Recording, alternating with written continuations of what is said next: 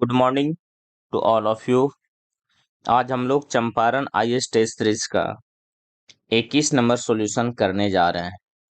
मैं कुमार जैसर, जैसा कि आप लोगों को मालूम हो चुका होगा कि एग्जाम अब जो है 20 और 22 सितंबर को होना है, दो पाली में। तो हम लोग अब डायरेक्ट क्वेश्चन पे आते हैं। आज का पहला प्रश्न है, मिलान करें। विश्व का नदी दिया हुआ है, नदी के साथ हम लोगों को मिलान करना है। तो इसमें नदी और महादेश यहाँ पे दिया गया है। यहाँ नदी दिया हुआ है सेंट लॉरेंस, विस्चुला, पराना और लिम्पोपो।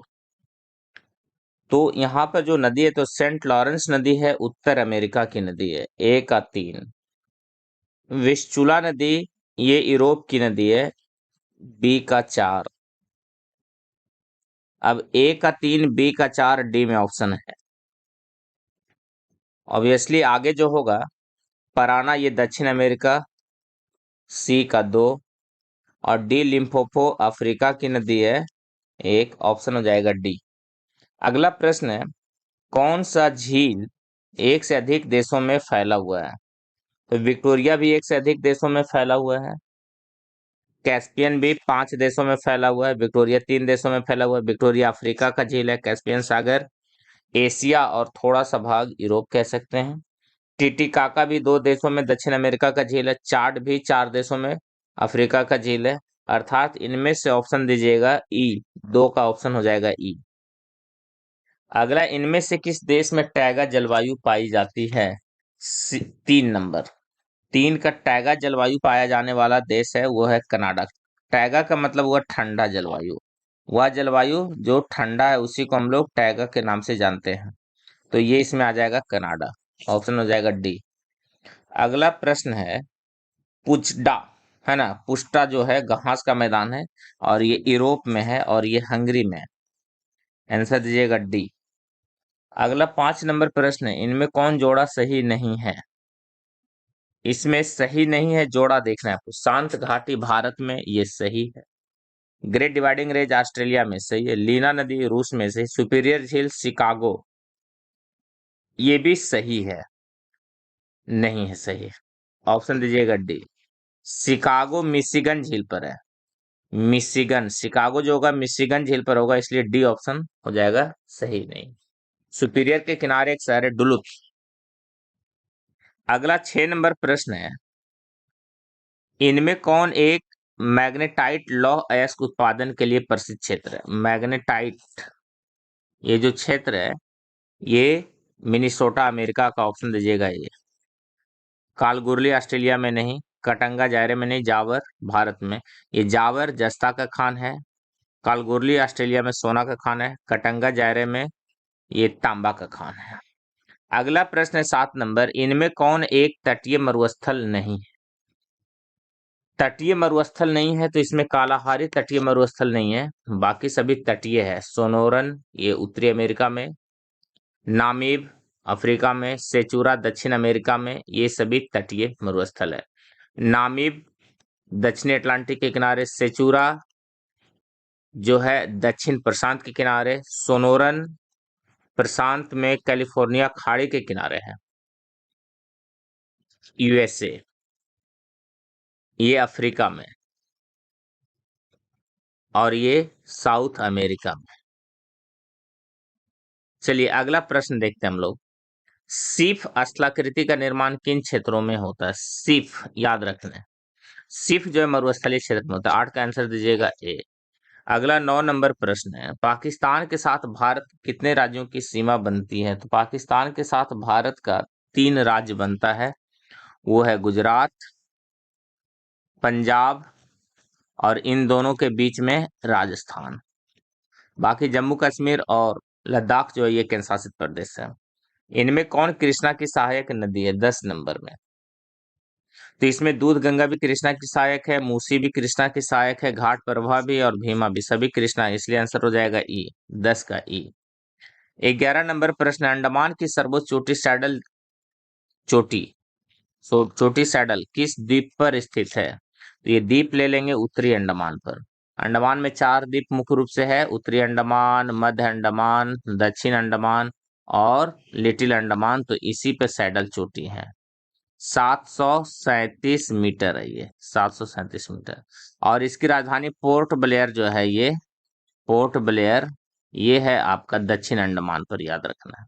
और दक्षिण अंडमान और लिटिल अंडमान के बीच में एक जल का पैसेज है, इसको हम लोग कहते हैं डंकन पैसेज। डंकन पैसेज याद रखना ये सब। चलिए अगला प्रश्न पे आते हैं। 12 नंबर, क्रोकोडाइल द्वीप इनमें से किस समुद्र तटीय क्षेत्र में स्थित है? तो क्रोकोडाइल द्वीप जो है ये 12 नंबर का ऑप्शन दीजिएगा सी, मन्नार की खाड़ी में क्रोकोडाइल द्वीप स्थित है। जो मन्नार की खाड़ी है इसको हम लोग भारत का मैप में कहाँ पर देखते हैं? तो ये हमारा जो भारत का दक्षिण भारत का मैप हुआ, तो यहीं पे ये इधर चला आया, ये नीचे वाला पार्ट जो है यही मन्नार की खाड़ी है, और ऊपर में ये पाक की खाड़ी है, और ये बंगाल की खाड़ी है, और ये खंभात की खाड़ी है, और ये कच्छ की खाड़ी है। ए कच्छ की खाड़ी, बी खंभात की खाड़ी, सी मन्नार की खाड़ी, डी पाक की खाड़ी, और ई जो हो गया बंगाल की खाड़ी। 5 खाड़ियों से भारत घिरा हुआ है। अगला प्रश्न है ये, अर्ध शुष्क स्टेपी जलवायु BSHW, देखिए SHW है वाले क्षेत्रों की पहचान करना है, तो ये पूर्वी राजस्थान में होगा। BSHW पूर्वी राजस्थान में, BWHW पश्चिम राजस्थान में होता है, इसलिए 13 का दे देंगे आंसर बी। 14 नंबर प्रश्न पे आइए। टेनेसी नदी घाटी प्रतिरूप पर भारत का कौन सा एक बहुउद्देशीय परियोजना है? तो टेनेसी नदी घाटी पर भारत का बहुउद्देशीय परियोजना का नाम है दामोदर घाटी निगम। ये झारखंड में दामोदर नदी घाटी के रूप में जाना जाता है। ये टेनेसी अमेरिका से लिया गया है, परियोजना का जो प्रारूप है। अगला प्रश्न नंबर है 15, खनिज एवं उत्पादन राशि से संबंधित कौन सा जोड़ा सही है? 15 नंबर में कौन जोड़ा सही है ये देखना है। टंगस्टन राजस्थान सही है, सल्फर फायर क्ले गुजरात सही है, सल्फर हरियाणा भी सही है, पायराइट बिहार ये सही है, इसलिए ऑप्शन दे दीजिएगा 15 का ई, यानी ये सभी सही है, सभी जोड़ा all are true, all are true, सभी सही है, TRUE ट्रू। चलिए अगला है 16 नंबर प्रश्न, भारत में एंथ्रासाइड कोयले की प्राप्ति होती है, ये जम्मू कश्मीर से। ऑप्शन दीजिएगा 16 का सी, जम्मू कश्मीर से भारत में एंथ्रासाइड कोयले की प्राप्ति होती है, इसलिए ऑप्शन हो जाएगा सी। अगला 18 नंबर प्रश्न है, बिहार में बलथर मिट्टी का प्रमुख क्षेत्र कौन सा है? बहुत इंपॉर्टेंट है, और ये होगा रोहतास कैमूर, ऑप्शन हो जाएगा ए। 18 नंबर प्रश्न है, साधारणतः बिहार में जलोढ़ की गहराई कितनी है? हम लोग पढ़ते हैं 1500 मीटर से अधिक है ना, 1500 मीटर से अधिक। 18 का ऑप्शन दीजिएगा बी। चलिए अगला है 19 नंबर, सारण सिंचाई नहर इनमें से किस नदी से निकाली गई है? 19 नंबर, तो गंडक नदी से सारण सिंचाई नहर निकाली गई है। अभी जो हम लोग सॉल्यूशन कर रहे हैं ये ज्योग्राफी का क्लास, ज्योग्राफी का क्वेश्चन का सॉल्यूशन चल रहा है, और BPSC 68वीं के लिए भी हमारे यहाँ बैच आरंभ हो चुका है, PT फाउंडेशन बैच। और 67वीं के लिए ज्योग्राफी ऑप्शनल, LSW ऑप्शनल, और एक हमारे यहाँ GS फर्स्ट और सेकंड पेपर मेंस का भी क्लास उपलब्ध है, टेस्ट सीरीज भी उपलब्ध है। चलिए ये सूचना था। सूचना के बाद अंतिम 20 नंबर प्रश्न पे आते हैं, इनमें से किस जिले का सिंचाई क्षमता सबसे कम है? तो इनमें जो ऑप्शंस दिया है इसके अनुसार से जमुई का सिंचाई क्षमता सबसे कम है। चलिए अब जो हम लोग स्टार्ट करेंगे, अब आ जाते हैं हिस्ट्री पर। आगे अब हिस्ट्री शुरू होगा। चलिए हिस्ट्री का 21 नंबर क्वेश्चन से शुरू हो रहा है, निम्नलिखित राज्यों में से किसका संबंध बुद्ध के जीवन से था? अर्थात बुद्ध के समय से इसमें जितने भी जो राज्य दिख रहा है, मतलब ये जो भारत का महाजनपद है उससे बात चल रही है। 21 का ऑप्शन दीजिएगा, इसमें कौन कौन है? तो 3 और 4, कौशल और 4 में मगध, ये 2, अर्थात ऑप्शन सी हो जाएगा। थोड़ा सा इसके बारे में हम लोग जान भी ले, डिस्क्रिप्शन भी ले लेते हैं। कौशल महाजनपद की राजधानी श्रावस्ती थी। कौशल की जो राजधानी ये श्रावस्ती, श्रावस्ती ये जो है काशी से उत्तरी भाग में यानी अयोध्या वाला क्षेत्र में था, और यहाँ का जो प्रसिद्ध राजा थे वो थे प्रसेनजीत। यह जो महाजनपद का क्षेत्र जिसको हम लोग वर्तमान में अयोध्या या फैजाबाद के रूप में जानते हैं, और मगध जो पटना बिहार गया ये सब का जो क्षेत्र है, इससे हम लोग इसकी राजधानी राजगिरी थी, या इसको हम लोग गिरिब्रज भी कहते हैं। और मगध का प्रथम शासक हुआ था हर्यक वंश, जो 544 बीसी में स्थापित हुआ था। अगला प्रश्न है 22 नंबर, महान धार्मिक घटना महामस्तकाभिषेक निम्नलिखित में से किससे संबंधित है और किसके लिए की जाती है? तो ये बाहुबली के लिए की जाती है, याद रखना है। ये जो है कर्नाटक के श्रवणबेलगोला शहर में 12 वर्षों के अंतराल पर महामस्तकाभिषेक का आयोजन गोमतेश्वर बाहुबली की 18 मीटर ऊंची मूर्ति के समीप आयोजित की जाती है और इसके मुख्य अनुयायी होते हैं जैन धर्म मानने वाले। अगला 23 नंबर प्रश्न है, सेन वंश की स्थापना किसने की?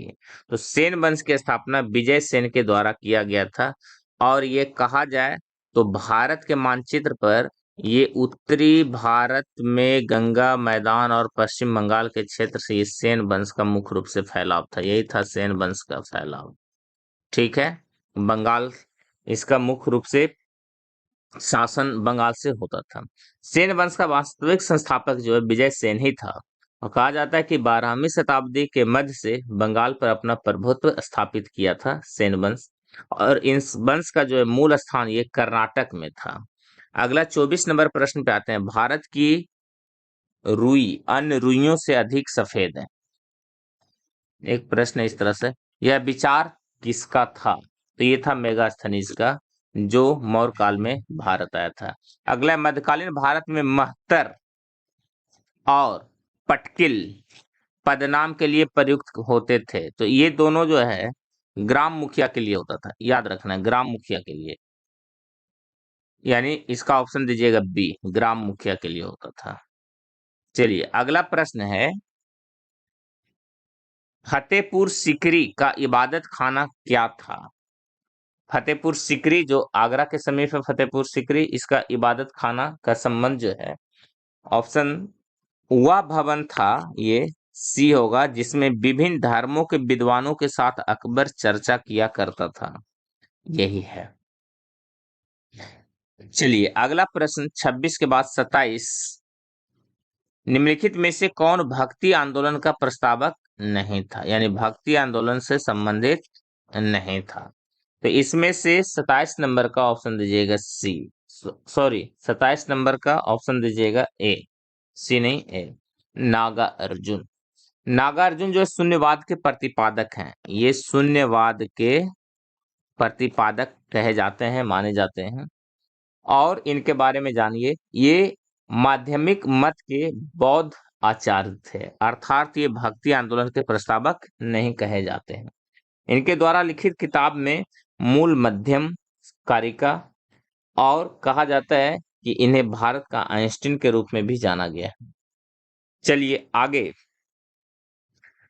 28 नंबर, महजरनामा किसने तैयार करवाया था? तो महजरनामा जो है 28 का ए दीजिएगा, ये अकबर तैयार करवाया था, ऑप्शन ए। कहा जाता है कि 1579 ईस्वी में अकबर ने महजरनामा को तैयार करवाया था। इसे शेख मुबारक के द्वारा तैयार किया गया था और महजरनामा के अनुसार अकबर राज का सबसे बड़ा इमाम बन गया था। महजर एक अरबी भाषा में साहित्य आंदोलन का प्रतीक है। महजर पर सभी मुगल साम्राज्य के प्रमुख धर्मशास्त्रियों एवं देवताओं का हस्ताक्षर था, ऐसा कहा जाता है। चलिए 29 में आइए, मलेविद और वेल्लोर के मंदिर किस वंश के राजाओं ने बनवाए थे? 29 नंबर का ऑप्शन दीजिएगा बी, होयसल के राजाओं के द्वारा बनवाया गया था। होयसल राजवंश दक्षिण भारत में कर्नाटक में 10वीं से 14वीं शताब्दी तक राज किया था। कहा जाता है कि इस वंश की स्थापना विष्णुवर्धन द्वारा किया गया था और इसकी राजधानी हलेवीड में थी, जिसे हम लोग द्वार समुद्र के नाम से भी जानते हैं। चलिए अगला 30 नंबर प्रश्न पे आते हैं, निम्नलिखित में से कौन अंतिम विद्रोही थे जिनके खिलाफ मोहम्मद गोरी ने अभियान का नेतृत्व किया था? 30 नंबर प्रश्न, और ये होगा खोखर, खोखर के विद्रोह विरुद्ध मोहम्मद गोरी ने अंतिम अभियान किया था। 30 नंबर, मोहम्मद गोरी का अंतिम मुकाबला 1205 ईस्वी में 1205 ईस्वी में खोखरों के विरुद्ध हुआ था और 15 मार्च, याद रखना ये डेट, 1206 ईस्वी को गजनी वापस जाने के क्रम में गोरी का दम्यक नामक स्थान पर वध कर दिया गया था। दम्यक नामक स्थान पर वध कर दिया और ये मर गया था गोरी। अगला है 31 नंबर, स्वतंत्रता आंदोलन के इतिहास में भारतीय राष्ट्रीय कांग्रेस का वर्ष 1929 का अधिवेशन इसलिए महत्वपूर्ण है क्योंकि इस अधिवेशन में क्या हुआ था। अब ये ऑप्शंस देखना है। 31 में कांग्रेस के उद्देश्य के तौर पर स्वशासन प्राप्ति की घोषणा की गई। नहीं, कांग्रेस के लक्ष्य के तौर पर पूर्ण स्वराज, यही हो जाएगा ऑप्शन। पूर्ण स्वराज प्राप्ति की स्वीकृति किया गया था 1929 में, इसलिए ऑप्शन हो जाएगा बी। 31 के बाद आते हैं 32 नंबर, भारत छोड़ो आंदोलन किसकी प्रतिक्रिया में प्रारंभ किया गया। बहुत इंपॉर्टेंट क्वेश्चन, और ये क्रिप्स प्रस्ताव के प्रतिक्रिया में भारत छोड़ो आंदोलन का जो है शुरुआत किया गया था। ऑप्शन 32 के बारे में थोड़ा जानेंगे। ब्रिटिश पीएम 1942 के समय में ब्रिटिश में जो पीएम थे वो चर्चिल थे, विंस्टन चर्चिल ने 11 मार्च 1942 को स्टेफर्ड क्रिप्स के नेतृत्व में भारत में क्रिप्स मिशन की घोषणा कर दी और कहा गया था कि युद्ध की समाप्ति के बाद भारत को डोमिनियन राज का दर्जा दिया जाएगा, अर्थात द्वितीय विश्व युद्ध खत्म हो जाएगा तब। और संविधान निर्मात्री परिषद बनाने का भी प्रस्ताव विंस्टन चर्चिल ने किया था।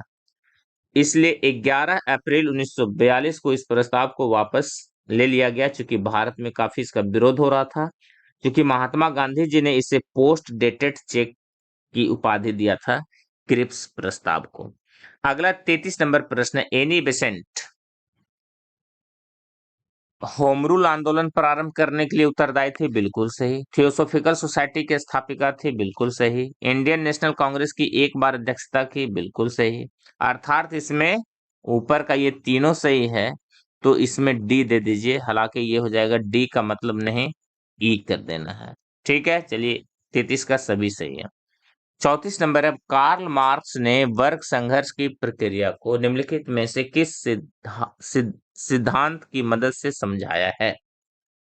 34 नंबर, और ये है द्वंदात्मक भौतिकवाद के रूप में समझाया है। ऑप्शन रट लेना है। कार्ल मार्क्स ने वर्ग संघर्ष की प्रक्रिया को कैसे समझाया, तो द्वंदात्मक भौतिकवाद के रूप में समझाया। 35 नंबर, डेविड हेयर और अलेक्जेंडर डफ के साथ मिलकर निम्नलिखित में से किसने कोलकाता में हिंदू कॉलेज की स्थापना की है। ये ऑप्शंस देखना है 35 का, कि कोलकाता में किसने किया है, तो ये राजा राम मोहन राय के द्वारा किया गया था। ऑप्शन देना है डी। अगला 35 के बाद 36 नंबर, निम्नलिखित प्रधानमंत्रियों में से किसने भारत में क्रिप्स मिशन भेजा था। चलिए फिर ऊपर वाला आ गया, तो विंस्टन चर्चिल के द्वारा भेजा गया था। ऑप्शन 36 का डी हो जाएगा, इसमें और कुछ नहीं। द्वितीय विश्व युद्ध के समय ये भारत में भेजा गया था, जिसको गांधी जी ने पोस्ट डेटेड चेक की उपाधि दिया था। चलिए 37 नंबर प्रश्न पे आते हैं, जब रॉलेट एक्ट पारित हुआ था उस समय भारत का वायसराय कौन था। बहुत इंपॉर्टेंट, 1919 में रॉलेट एक्ट पारित हुआ था, तो उस समय भारत में वायसराय थे, 1 मिनट। हाँ, ऑप्शन देना है लॉर्ड चैम्सफोर्ड, ऑप्शन सी होगा, लॉर्ड चैम्सफोर्ड। कहा जाता है कि 1919 में बढ़ती हुई क्रांतिकारी गतिविधियों पर भारत में क्रांतिकारी बहुत ही ज्यादा अपने फॉर्म में आ गए थे, तो उस पर रोक लगाने के लिए रॉलेट एक्ट पारित किया था अंग्रेज।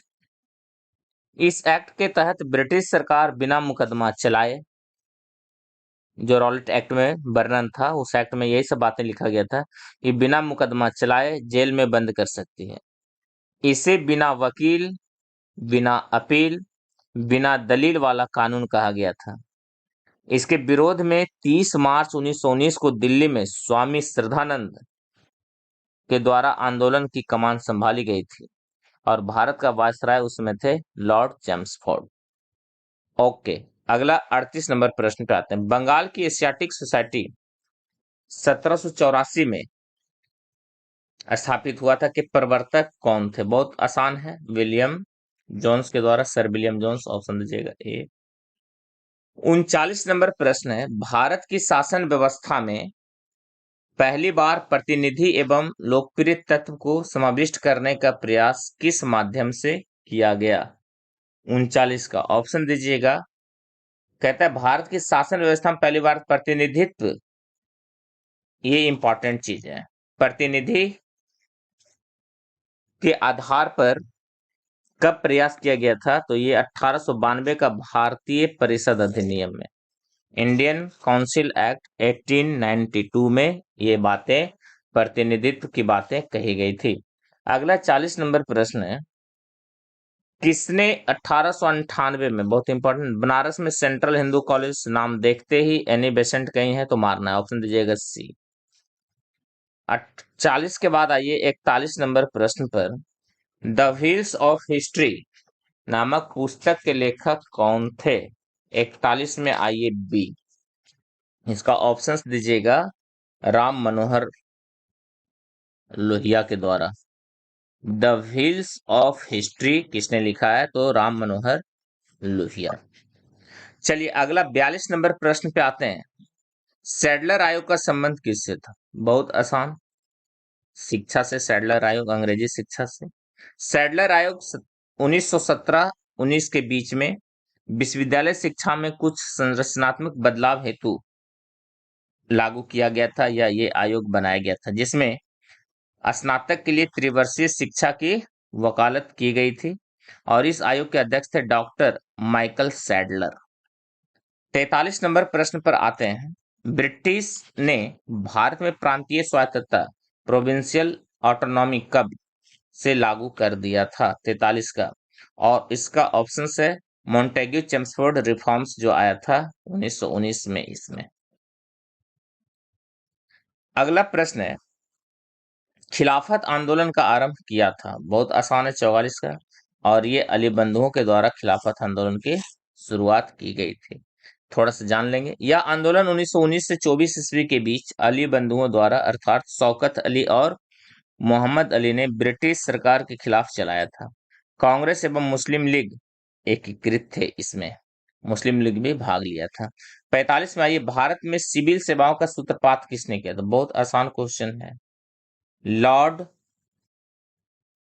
ऑप्शंस 45 नंबर में आइए, इसमें कहीं नहीं है, लॉर्ड कॉर्नवालिस होना चाहिए था, लॉर्ड कॉर्नवालिस, लेकिन नहीं है, तो इसलिए इसमें ऑप्शन हो जाएगा ई, 45 का ई।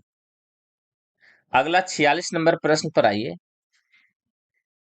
किस सुंग शासक ने पाटलिपुत्रा में स्थित कुक्कुट राम विहार को 3 बार नष्ट करने का प्रयत्न किया था? सुंग में, ऑप्शन 46 का सी, पुष्यमित्र सुंग के द्वारा किया गया था, लेकिन कभी भी बहुत अच्छी प्रकार से इसमें सफलता हासिल नहीं किया था।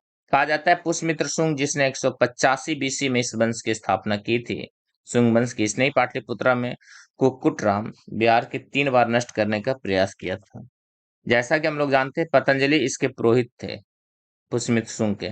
इसने पाणिनि की अष्टाध्यायी पर महाभाष्य की रचना की थी। इसके इस समय में सांची स्तूप का आकार दोगुना किया गया था, जो मध्य प्रदेश में, भरहुत सतना में, और बेशनगर विदिशा में, और बोध गया का स्तूप बनाया गया था पुष्यमित्र सुंग के समय में। याद रखना है, भरहुत सतना का, बेशनगर विदिशा का, और बोध गया में भी स्तूप बनाया गया, और सांची में दुगना किया गया था। अगला 47 नंबर प्रश्न पर आते हैं, पाटलिपुत्रा पर यवन डेमेट्रियस का आक्रमण किस वंश के शासन के समय में हुआ था? और ये हुआ था सुंग के समय में ही।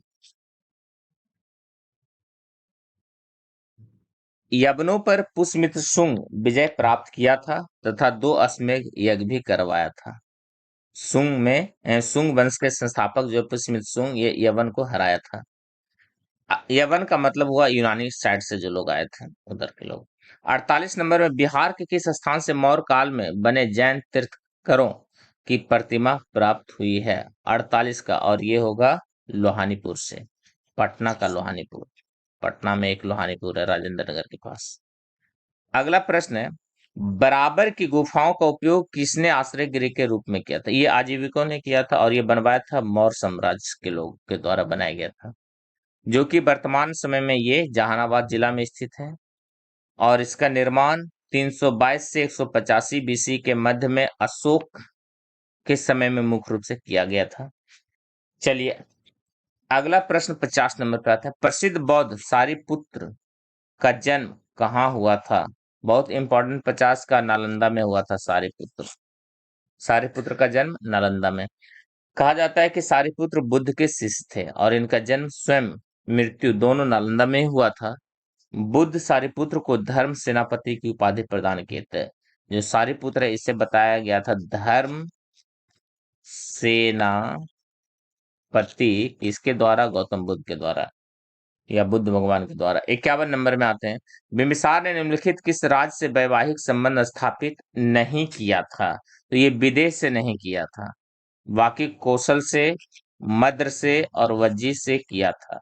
मद्र पंजाब वाला क्षेत्र, कौशल काशी वाला क्षेत्र के आसपास का क्षेत्र जो काशी से उत्तरी भाग में है, अयोध्या वाला क्षेत्र, और वज्जी लिच्छवी ये वैशाली वाला क्षेत्र। अगला है तिलका मांझी विद्रोह कहाँ हुआ था? तो ये बिहार वाला क्षेत्र में हुआ था। 52 कर दीजिएगा सी। उसमें झारखंड सम्मिलित था। तिलका मांझी या जबरा पहाड़िया को ब्रिटिश सरकार ने 1785 में फांसी दे दिया था। इसे जबरा पहाड़िया के नाम से भी जाना जाता था, तिलका मांझी को। इनका जन्म सुल्तानगंज में हुआ था। कहा जाता है सुल्तानगंज का एक अजगबीनाथ मंदिर बहुत ही प्रसिद्ध भी है। अगला 53 नंबर, बिहार में बकास्त आंदोलन शुरू करने का श्रेय किसे जाता है? ये सहजानंद सरस्वती को और राहुल सांकृत्यायन को भी जाता है, अर्थात इसका ऑप्शन दे दीजिएगा 53 का ई। राहुल सांकृत्यायन और स्वामी सदानंद को बकास्त आंदोलन आरंभ करने का श्रेय बिहार में जाता है। बकास्त से तात्पर्य वैसी भूमि जो मालिक की जोत में है परंतु जिरात एवं कामत में दर्ज नहीं है, मतलब सरकारी दस्तावेज में उसका दर्ज नहीं है लेकिन मालिक का अधिकार उस पर है कि जोतता है भूमि। असहयोग आंदोलन को निम्नलिखित में से किस राष्ट्रीय नेता का समर्थन प्राप्त नहीं था? चौंगन का। और इसमें ऑप्शंस दीजिएगा बी, सी और ए, यानी ए, बी और सी ये तीनों का नहीं था, इसलिए इसका ऑप्शन हो जाएगा E। केवल गांधी जी का समर्थन था। अगला 55, कांग्रेस के किस अधिवेशन में अध्यक्ष गांधी जी थे? बेलगांव, बहुत इंपॉर्टेंट, कर्नाटक का बेलगांव में। 55 नंबर का बेलगांव कर्नाटक का अधिवेशन में जो 1924 में गांधी जी इसके अध्यक्ष बनाए गए थे। और ये जो चल रहा था अधिवेशन ये 39वां अधिवेशन, 39वां अधिवेशन 1924 में। अब जो हम लोग आगे का सॉल्यूशन करेंगे ये है इंडियन पॉलिटी। इंडियन पॉलिटी, चलिए तो इंडियन पॉलिटी का हम लोग अगला प्रश्न देख रहे हैं। प्रश्न है, भारत के संविधान के कौन सी एक अनुसूची में दल बदल विरोधी कानून का विशेष प्रावधान है? तो 10वीं अनुसूची में। दल बदल 10वीं में होता है, याद रखना है। ऑप्शन दीजिएगा डी। 57 नंबर प्रश्न पे आते हैं, निम्नलिखित क्षेत्रों में से किस एक में राज्य सरकार का स्थानीय इकाइयों पर नियंत्रण नहीं होता है? तो इसमें ऑप्शन दीजिएगा नागरिकों की शिकायत, ए। अगला है, लोकसभा में अनुसूचित जनजातियों के लिए जिस राज्य में सर्वाधिक आरक्षित सीटें हैं वह क्या है? तो वह है मध्य प्रदेश, ऑप्शन दीजिएगा डी। 6 है, गुजरात से 4 है। अगला है, भारत के संविधान की संरचना हेतु संविधान सभा का विचार सर्वप्रथम किसने प्रस्तुत किया था? ऑप्शन ये बहुत फेमस, यही होगा आंसर, स्वराज पार्टी ने 1934 में। यही सबसे इंपॉर्टेंट है। कुछ लोग बी बोलते हैं कांग्रेस पार्टी ने, नहीं, गलत हो जाएगा। 1934 में स्वराज पार्टी ने किया था, ये सही है। 59 का। 60 में आइए, राष्ट्रपति पद्धति में समस्त कार्यपालिका की शक्तियां निहित होती है। 60 नंबर, राष्ट्रपति पद्धति में, तो राष्ट्रपति में ऑप्शन हो जाएगा ए। अगला 61 नंबर, भारत के संविधान के निर्माताओं का मत निम्नलिखित में से किसमें प्रतिबिंबित होता है? 61 का ये उद्देशिका में प्रतिबिंबित होता है, ए दीजिएगा। अगला प्रश्न है, अखिल भारतीय महासंघ स्थापित करने का प्रावधान शामिल किया गया था। 62 नंबर, और ये किया गया था भारत सरकार अधिनियम 1935 में, इंडियन गवर्नमेंट एक्ट 1935 में अखिल भारतीय महासंघ स्थापित करने का। अगला प्रश्न 63 नंबर, भारत के गवर्नर जनरल को किस एक्ट के द्वारा अपनी समिति के निर्णयों को अस्वीकार करने का अधिकार मिला था? 63 का, और ये होगा ऑप्शन 1786 का अमेंडमेंट एक्ट, जिसको हम लोग बहुत ही शुरुआत के समय का अमेंडमेंट मानते हैं। पिट्स इंडिया एक्ट के बाद आया था। भारत के गवर्नर जनरल को किस एक्ट के द्वारा अपनी समिति के निर्णयों को अस्वीकार करने का अधिकार मिला? तो ये 1786 का। चलिए अगला प्रश्न है 64 नंबर। केंद्र तथा राज्यों के विवादों का समाधान करना भारतीय सर्वोच्च न्यायालय के क्षेत्राधिकार के अंतर्गत आता है, और वह क्या है? तो वह जो है प्रारंभिक क्षेत्राधिकार है। ऑप्शन दीजिएगा डी। और लास्ट 65 नंबर प्रश्न तो इंडियन पॉलिटी का। निम्नलिखित में से किस अधिनियम ने केंद्र में द्वैध शासन प्रणाली को स्थापित किया था? 65 का, और ये होगा भारत शासन अधिनियम 1935। ऑप्शन दीजिएगा डी। और इसी के साथ आज सॉल्यूशन क्लास खत्म होता है। आप लोगों को कोई भी जानकारी चंपारण आईएएस से चाहिए तो 91 28 13 23 20 पर कॉल कर सकते हैं। मैं कुमार जय सर। जय सर। Okay, good day.